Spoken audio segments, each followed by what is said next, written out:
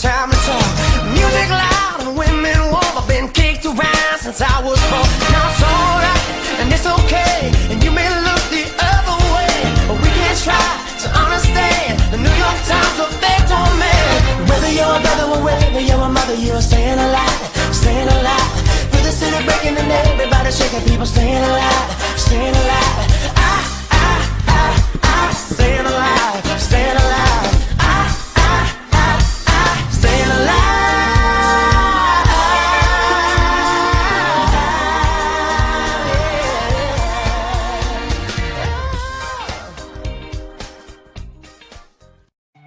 And if you feel you're sinking, I will jump right over into cold water. Greetings, my fellow Hamilton fans and water wanderers alike. I'm Brandon, the Bambi Man, and welcome to Golden Ticket Reviews, where if it's classic or crap, you see through it, I review it. 2016 was pretty much a golden year for Disney, wasn't it?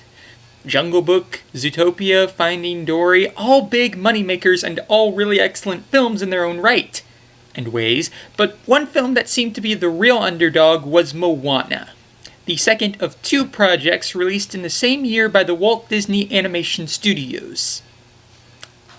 The first of which being this, in case you didn't know.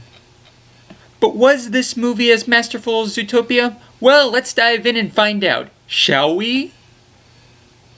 I regret nothing. So as the movie begins, we get told a story about this island goddess named Tafiti, who became the basis for a fertile paradise where no doubt Phil Vassar took inspiration, until one day when this demigod named Maui stole her heart, which brought about this terrible darkness. He tried defeating it himself, but it didn't end well. As it turns out, the person telling this story is Grandma Tala, played by Rachel House, and the one kid interested in this dramatic tale is young Moana, who the water is very keen towards, apparently. Personally, I like to think it's because she carries around the whiff of a cod. The girl Moana, who grows up to have the vocal cords of Alihi Cravalho, is raised her whole life to help better her island people. Due to unfortunate circumstances, her father tells her she must not journey beyond the reef despite her many protests. It turns out he's this way because of an incident in which he lost his buddy due to some hazardous waves, and he wanted to protect his daughter. Basically, he's Marlin in human form. Unfortunately, after a nice bit of character and world building, Tala gets a case of the sick, and metaphorically says, "I'm out coconut lava's beast." But not before she informs Moana she must leave and gives her Tafiti's heart so she can try to fix things up with her home. She does just that, and, well...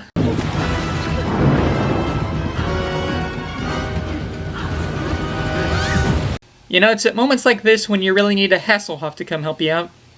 Fortunately, she does wash up on an island where she comes across Maui, played by Dwayne Johnson, as she tries to convince him to bring the heart of Tafiti back to the mother island. Instead, the rock cooks up an admittedly catchy and fun song number in order to steal her boat. I'm convinced that Lin-Manuel Miranda is some kind of musical god. There is just far too much talent in that man. It's kind of scary.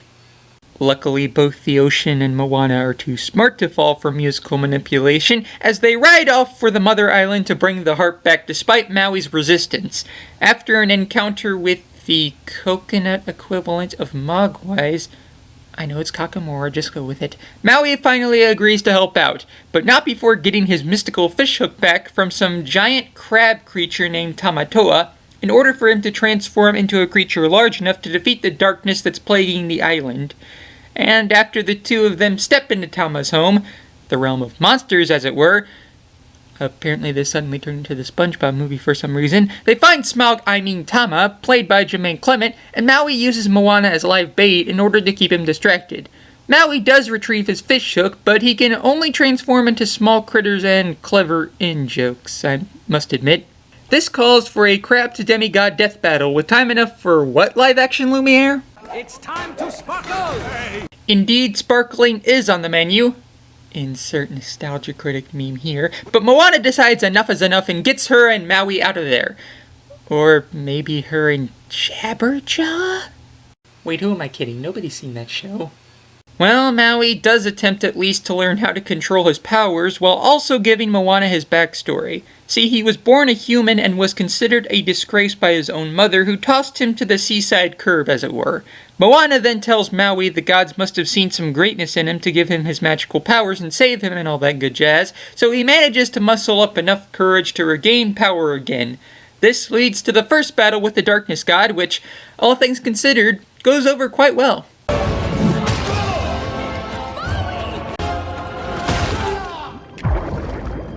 My god, the battles in Waterworld went over more smoothly than this, and that movie had a Kevin Costner in it. For some reason. In all the commotion, Maui broke his fishhook and decides Moana is now on her own. What a wank! Obviously depressed, she tries to get the ocean to find someone else to carry out this mission. Suddenly, the ghost of her grandmama appears to tell her to listen to her own heart. All her ancestors encourage her to continue, and with the knowledge that ghosts, monsters, and demigods are all real, what an odd day, she pushes forward. She seems out of her element a bit, but luckily Han Solo, I mean Maui, comes in to help her defeat Taka. It seems all is well, but Te Fiti isn't around to accept her heart back. Or is she?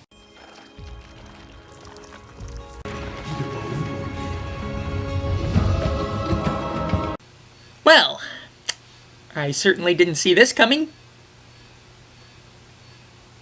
Why are you still focused on me? No, I am not playing an M. Night Shyamalan clip. So, in conclusion, the island gets restored, Maui apologizes for stealing Te Fiti's heart, literally, her family welcomes her back home, and they all sail off to find sequels, I'm sure. So, that was Moana, and I gotta say, it's pretty good.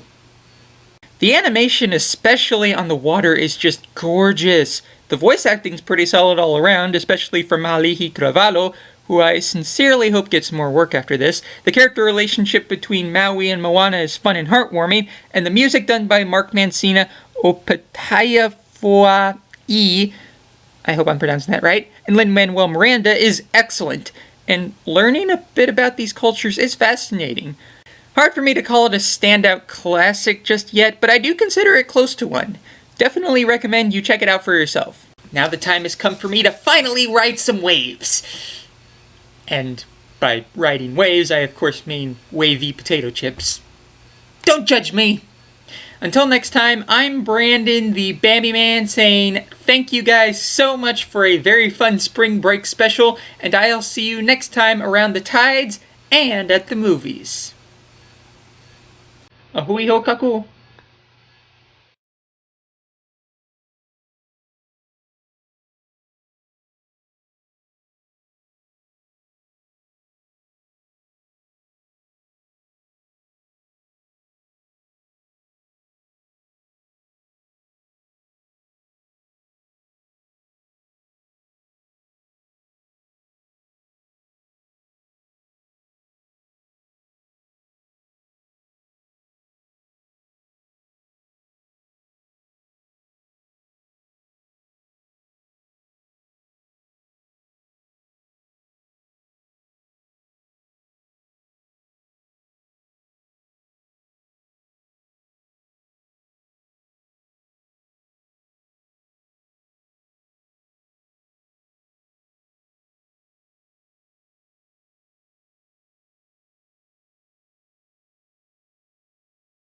Can we be real? If my name was Sebastian and I had a cool Jamaican accent, you'd totally help me. You would, you know you would.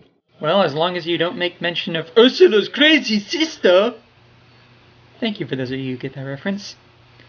That stupid reference. Dang it, Little Mermaid 2 sucked. The ocean's straight up kooky dukes.